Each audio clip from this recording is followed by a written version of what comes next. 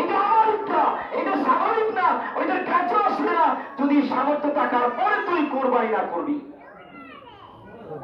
এবার আল্লাহ নবীর সাহাবীরা হাদিস শোনার পরে চোখের পানি ছেড়ে ছেড়ে কান্দে, নবী গো, আল্লাহ রাসূল এত হিকমতপূর্ণ সেই কোরবানি, আপনি কোরবানি সম্পর্কে আমাদেরকে একটু বলুন।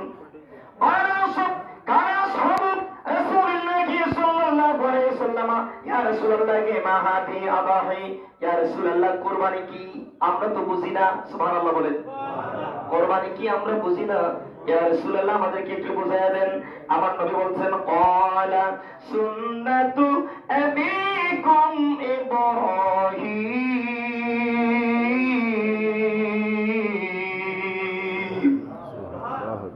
আল্লাহ হাবিব বললেন, আরে আমার সাহাবায়ে কেরাম শোনো, শুক্রবার সাহিত্যের যত মুসল্লি আসছেন, মাইকের আওয়াজ যতটুকু জায়গা পর্যন্ত যাচ্ছে শোনেন। আমার নবী বললেন, শোনো শোনো, এটা তোমাদের জাতির পিতা আব্বা ইব্রাহিম নবীর সুন্নাত। কার সুন্নাত? জোরে কোন কার সুন্নাত? ইব্রাহিম নবীর সুন্নাত। এবার সাহাবায়ে কেরাম জিজ্ঞেস করে, নবী তো ইব্রাহিম, আপনি তো না।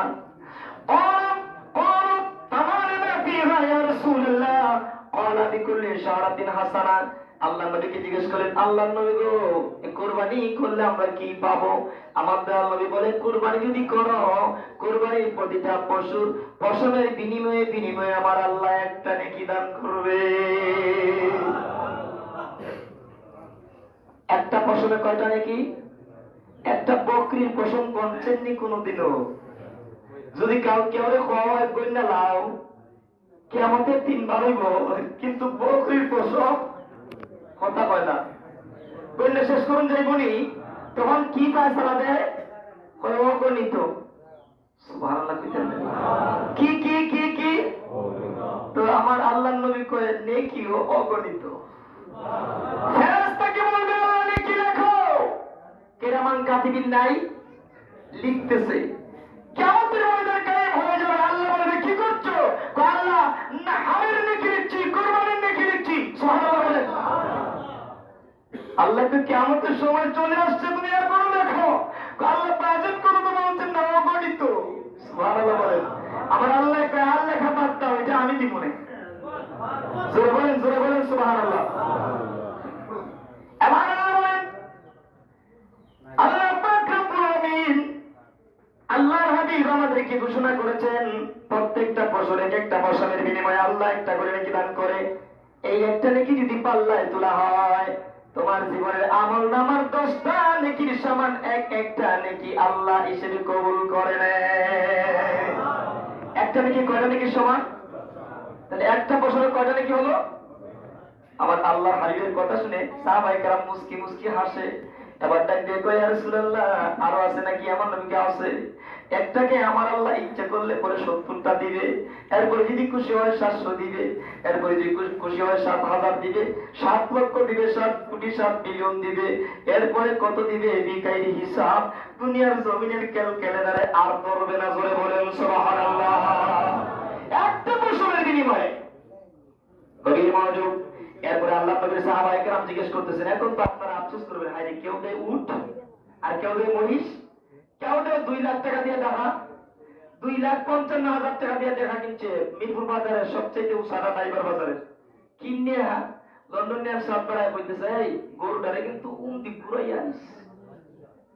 কথা কয় না, গরুটারে দিকি দেয়া কই দিতে গেলে পয়সা পুরাই এখানে গিয়ে। আরে বেটা, কেউ জিগাইলে কইস বলে শোল্ড ভাই কিনছুই। কোন ভাই কিনছুই? শোল্ড ভাই কিনছুই। ও ওই পাঁচ নামটা কইতে নানি, সারা বাজার বাসা গরুটা কিনছি। আচ্ছা, গরুটা খবর হয়েছে না? আপনারা ধারণা কি তা খবর হয়েছে নানি? এই কোরবানি করবো কাকে খুশি করার জন্য? আল্লাহকে। জোরে বলেন কাকে?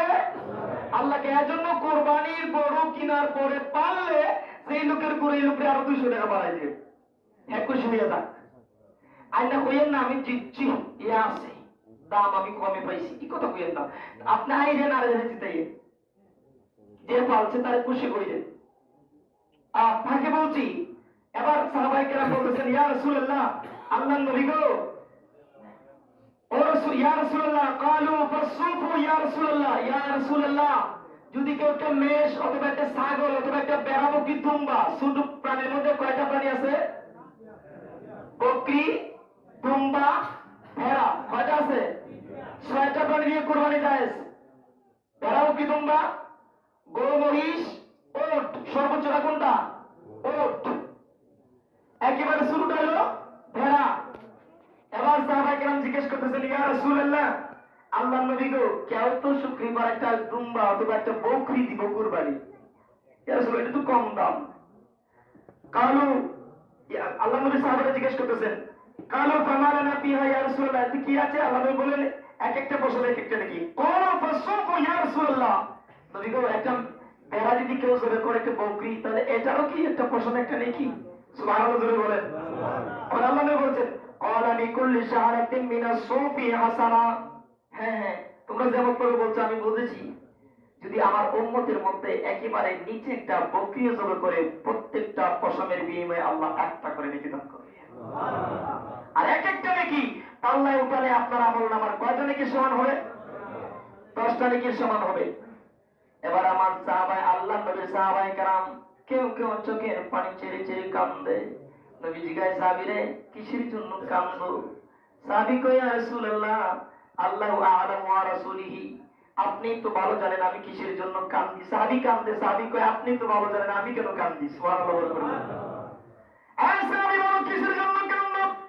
সাহাবী দেখতে কয়, ইয়া রাসূলুল্লাহ, শুকরি পারার জন্য আপনার অগণিত উম্মত আপনাকে নবী নবী কইয়া কাঁদবো, আপনাকে ইয়া রাসূলুল্লাহ বলে বলে কাঁদবে, দাঁড়িয়ে দাঁড়িয়ে আপনাকে সালাম দিবে।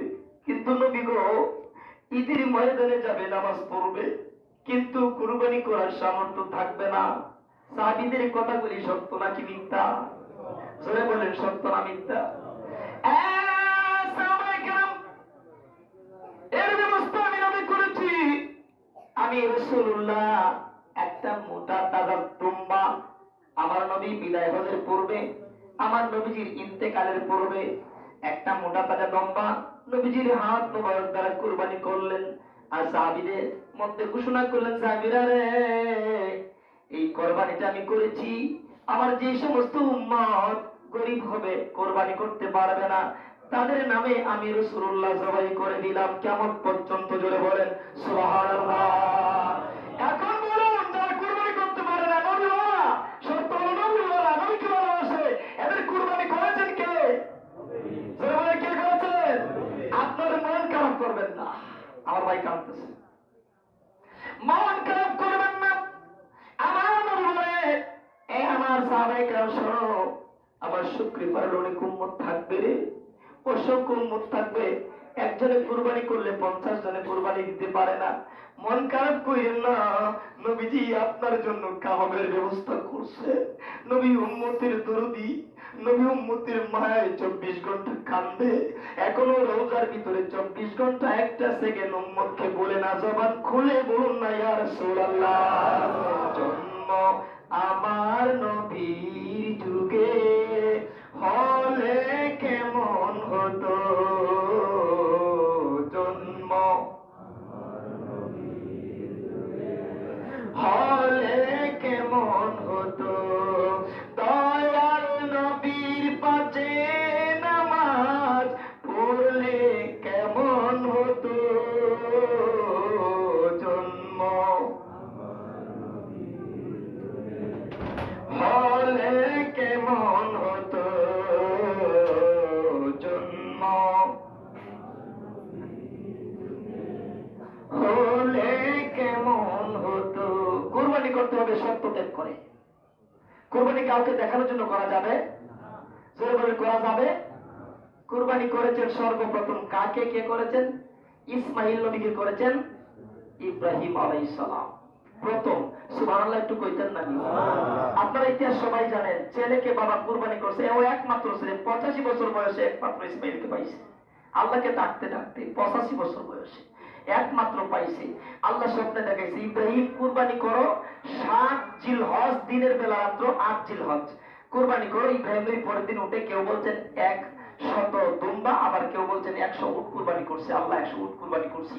রাতের বেলা ঘুমানোর পরে আবার 8 তারিখ দিবাগত রাত 9 তারিখের রাত্রে আমার আল্লাহ কয়, ইব্রাহিম কুরবানি করো। সুবহানাল্লাহ বলে।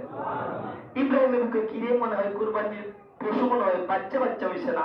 পরের দিন ঘুম থেকে উঠে ইব্রাহিম নবীর বিরাট উটের পাল ছিল, 100 উট বেছে বেছে, এর চেয়ে বড় উট আর নাই, 100 উট বাইচে বাইচে কুরবানি করে আল্লাহ কুরবানি করছি।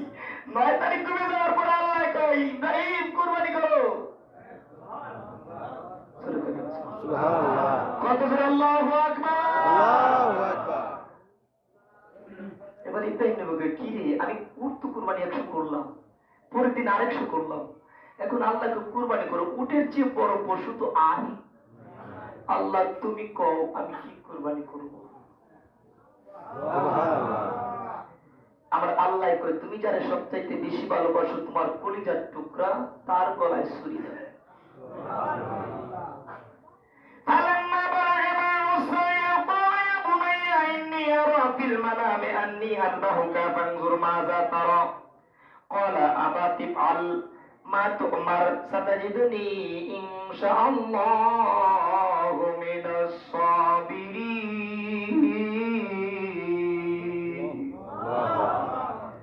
যখন ইসমাইলের বয়স কেউ বলছেন 8 কেউ বলছেন 13, আমার আল্লাহ বলে ইব্রাহিম ইসমাইলকে কুরবানি করো।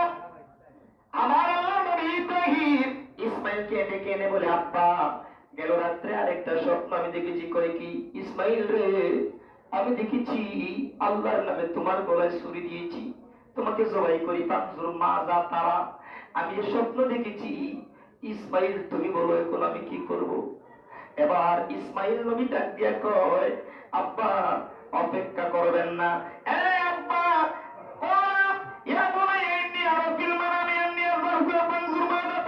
আমি দেখেছি তোমাকে কুরবানি করি।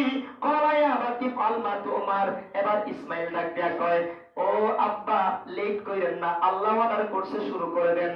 এবার হাজেরাকে ডাকছে, হাজেরা রে ইসমাইলকে সুন্দর করে আতর গোলাপ দিয়ে একটু সাজায়া দাও। ইব্রাহিমের স্ত্রী হযরতে হাজেরা ডাক দিয়ে কয় স্বামী এত আল্লাহকে ডাকতো জীবনে আর কোনদিন ডাকেন নাই, কারণটা কি? না বিবি আমার সন্তানকে তোমার ছেলেকে আমি আমার সবচেয়ে প্রিয় বন্ধু বলে আজকে মেহমানদারি করাবো। সুবহানাল্লাহ বলে। ইসমাইল আলাইহিস সালামকে মা গোসল দিচ্ছেন, মাথায় শুধু হাত দিছে দিয়া কয় ইসমাইল রে ও ইসমাইল। কই কি আম্মা? কই বাবা তোর মাথায় হাত দেওয়ার পরে আমার শরীরটা কাঁপতেছে আর আমার যেন কলিজায় একটা কি যেন সিপা মারতেছে, কামড় মারতেছে, জ্বালা দিতেছে। ইসমাইল এরকম তো কোনোদিন করে না।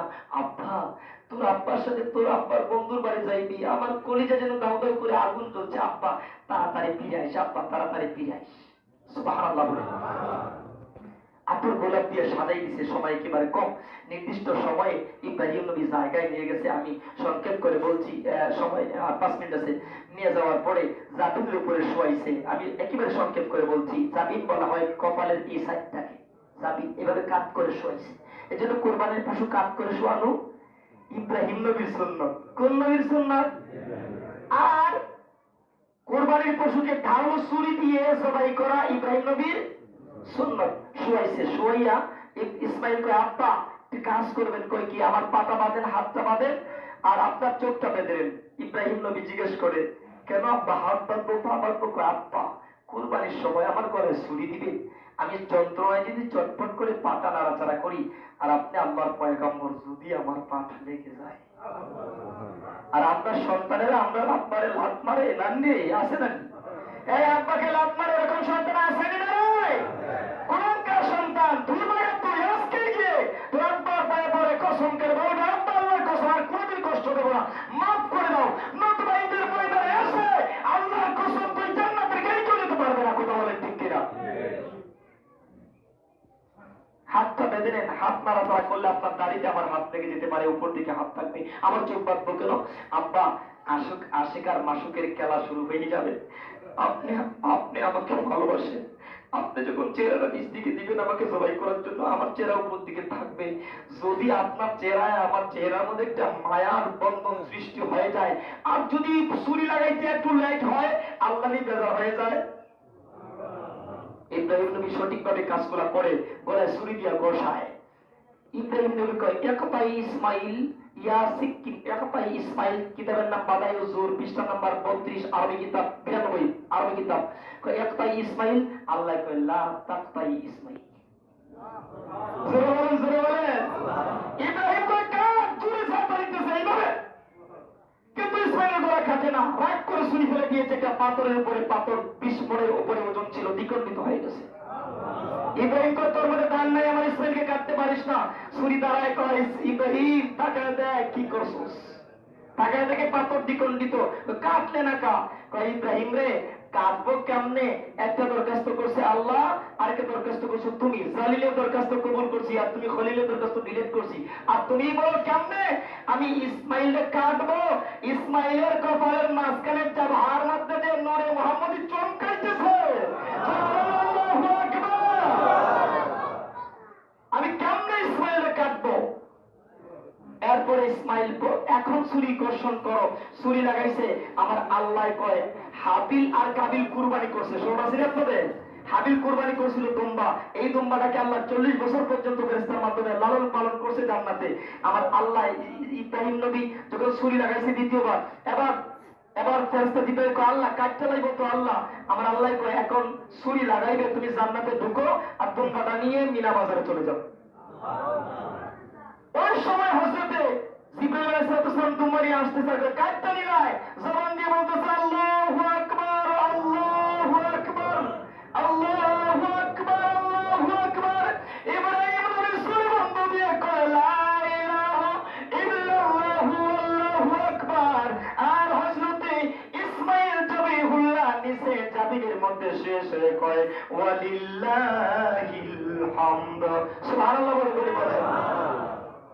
এটা কুরবানি শেষ পর্যন্ত কুরবানি হলো দুম্বা ইব্রাহিম নবীকে কাছে রে এখন চোখ খুইলা দেখে ইসমাইল নাই পাশে জিব্রাইলের কোলে ইসমাইল নিচে দুম্বা জবাই করা আছে এখন চলে যাবে বাড়িতে ইব্রাহিম নবীকে আমার আল্লাহ ডাকতে কয় ইব্রাহিম এই দুম্বা আপনাকে বাড়ি নিয়ে যাও কেন কয় হাজরা কইছিল আসার সময় ইসমাইল তোমার আব্বার বন্ধুর বাড়ি কি খাও আমার লাগে একটু আইনো এটা আমার হাজরাকে আমি উপটুকুন দান করলাম আর নাইলে কুরবানির গোশত খাওয়া আমাদের জন্য হালাল হইতো না কুরবানি খাওয়া যাইছিল না ওই সময় তো কুরবানি চলে যেত গিয়া ওই যে আতঙ্ক জামানায় কুরবানি হাবিল কাবিল করছিল না আয়সা আগুনায় জ্বালাই দিত কুরবানি খাওয়া যেত না ইব্রাহিম নবীর সুন্নাত হওয়ার পরে ইব্রাহিম নবী যেটা করার পর থেকে আমরা কুরবানির গোশত খাইতে পারি এবং কুরবানির গোশত খাওয়ার বিধান আছে কুরবানির গোশত কয় ব্যবহার করতে হয় সূরা হজ আয়াত নাম্বার 37 আমার আল্লাহ বলেছে তুমিও খাও আর যারা চামচা করে না চামচা হচ্ছে যারা ভিক্ষা করে না মধ্যবিত্তের মানুষ যারা কুরবানিও করে না ভিক্ষাও করে না এদেরকেও দাও এবং ফকির মিসকিন যারা ভিক্ষা করে এদেরকেও দাও তাহলে তুমিও খাও মধ্যবিত্তির যারা চামচা করে না তাদেরকেও দাও এবং যারা চামচা করে তাদেরকেও দাও আমরা কয়টা শ্রেণী পাইছি কোরআনে আছে 3 ভাগ করার কথা কয়টা শ্রেণী পাইছি 3টা আর আমরা হাদিস শরীফের মধ্যে আছে আর তো সময় শেষ হয়ে গেছে এজন্য আমি আর সময় আপনাদেরকে বাড়াচ্ছি না কথা আছে এখানে আরো এবং কুরবানির গোশতকে আমরা কয় ভাগ করব মুস্তাহাব ভাগ কয়টা হানাফি মাযহাবের মতে 3 ভাগ করব মুস্তাহাব সাবধান কুরবানির গরুর রশি কুরবানির গরুর শিং কুরবানির গরুর চামড়া বিক্রি করলেও যিনি কুরবানি করবেন তিনি খাওয়া জায়েজ নাই এবং কুরবানির গোশত দিয়ে বিনিময় প্রদান করা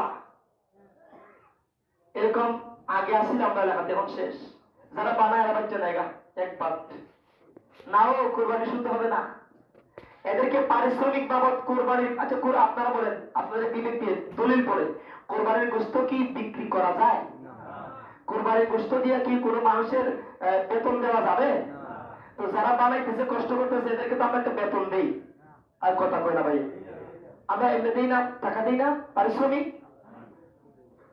না দিতে হবে কেন দিবেন না তার একটা কমপক্ষে একদিনের মজুরি তার দিতে হবে কসাইকে আনলে একদিনের মজুরি দেন না একদিনের মজুরি দিতে হবে তার কিন্তু যদি আপনি একটা টুকরা গোশত বলেন যে আপনি বানাইছেন কষ্ট করছেন কষ্টের জন্য আপনার কষ্টের কিয়ের জন্য অথবা আপনার পরিশ্রমের জন্য আপনাকে আমি 1 কেজি গোশত দিলাম আপনার কুরবানি শুদ্ধ হবে না দলিল দেওয়ার সময় নাই সময় সংক্ষেপ আমি বলছি কুরবানির গোশত যারা বানাইছে এদেরকে আপনি কিভাবে দিবেন আপনার আত্মীয় স্বজনের একটা অংশ আছে না যারা বানাইছে আপনার আত্মীয় না তো এদেরকে আত্মীয় স্বজনের অংশ থেকে একটা যা মন চায় তাদের না কেন, আমার আত্মীয়কে আমি দিচ্ছি। কিন্তু কোরবানি গোশত বানাই দেওয়ার পারিশ্রমিক ভাবে কোনোভাবেই আপনাকে পারিশ্রমিক ভাবে কোনোভাবে গোশত দিয়ে তা সুদ করা যাবে। আপনারা কি, আমরা কি কথাগুলি বুঝছি? যারা আমরা বন্টন করি বা বানাই দিই, বাবারা আপনারা এত কষ্ট করে একটা কোরবানি দিয়েছে, আপনারই খাবেন, আপনাদেরকে দিবে, কম পাবেন না। যদি আত্মীয় স্বজনের গোশত থেকে কিছু উনি দিয়ে দেয় তাতে কোনো অসুবিধা নেই, তার অংশ থেকে দেয় তাতে কোনো অসুবিধা নেই। কিন্তু বানাই দেওয়ার কারণে পারিশ্রমিক ভাবে গোশত দেওয়া যাবে না। আরেকটা কথা বলছি, যারা কোরবানি দেন আলেম দিয়ে কোরবানি দিবেন। জি, আলেম দিয়ে কোরবানি দিবেন। যারা কোরবানি দেন আলেম দিয়ে কোরবানি দিবেন, দোয়া দোয়া করতে হয়। আর একটা কথা স্মরণ রাখবেন, কোরবানি করলে 4টা রগ কাটতে হয়। খাদ্যনালী, শ্বাসনালী, সারক হয়, দুদিকে 2টা রগ আছে। যদি এর মধ্যে 3টা কাটে কোরবানি শুদ্ধ হবে, 2টা কাটলে কোরবানি শুদ্ধ হবে না। কথাগুলি খেয়াল করবেন। আর কোরবানির পরে ছুরি দিয়ে যে গেছে গাই মারে, কখনো দিবেন না, কখনো না। কোরবানি আপনার জান্নাতি পশু, কখনো এখানে গাই দিবেন না, এটা আপনারা ওইদিকে জানা আছে। আর আরেকটা কথা বলি, কোরবানির গরু মরার আগ পর্যন্ত, বকরি মরার আগ পর্যন্ত তার রোগ কাটা যাবে না। 6 তাকবীর এস্টা ঈদের নামাজ, আমরা অতিরিক্ত স্বরে তাকবীর দেব। প্রথমেই তাকবীর দিয়ে তাহরিমা বাঁধার পরে সুবহানাকা পড়ব। সুবহানাকা পড়ার পরে আমরা আল্লাহু আকবার বলে হাত উঠাবো কান পর্যন্ত। জানা আছে আপনাদের সকলের ইনশাআল্লাহ। কান পর্যন্ত হাত উঠাবো। কয়বার? প্রথম প্রথম রাকাতে 3 বার। কয়বার? 3 বার হাত উঠাবো, আল্লাহু আকবার ছেড়ে দেব। মাঝখানে কমপক্ষে 3 তাসবিহ পরিমাণ অপেক্ষা করব, আরেক তাকবীর দেব। এভাবে 3 তাকবীরের সময় আবার হাত বাঁধবো, ইমাম সাহেব কেরাত পড়বেন, আমরা মুক্তাদিগণ চুপ থাকবো। এইভাবে প্রথম রাকাত শেষ। দ্বিতীয় রাকাতে কেরাত শেষ করার পরে ইমাম সাহেব আবার আপনাদেরকে নিয়ে 3 তাকবীর দিবেন। চতুর্থ তাকবীরের সময় আবার রুকুতে চলে যাবেন। আর এইভাবে নামাজটা শেষ হবে। আর যারা নামাজের নিয়ম জানেন, নাওয়াইতু আন উসাল্লি আলিল্লাহি তাআলা রাকাতাই সালাতিল ঈদিল আযহা মা সিত্তাতি তাকবীরাতি ওয়াজিবুল্লাহি তাআলা আকরাদাইতু বিহাদাল ইমাম ওয়াজিবুল্লাহি তাআলা মুতাআজ্জিলান লাজাতুল কাবাতি শরীফাতি আল্লাহু আকবার। আর যারা আরবি জানেন না তারা তো বাংলা দিয়ে নিয়ত করবেন।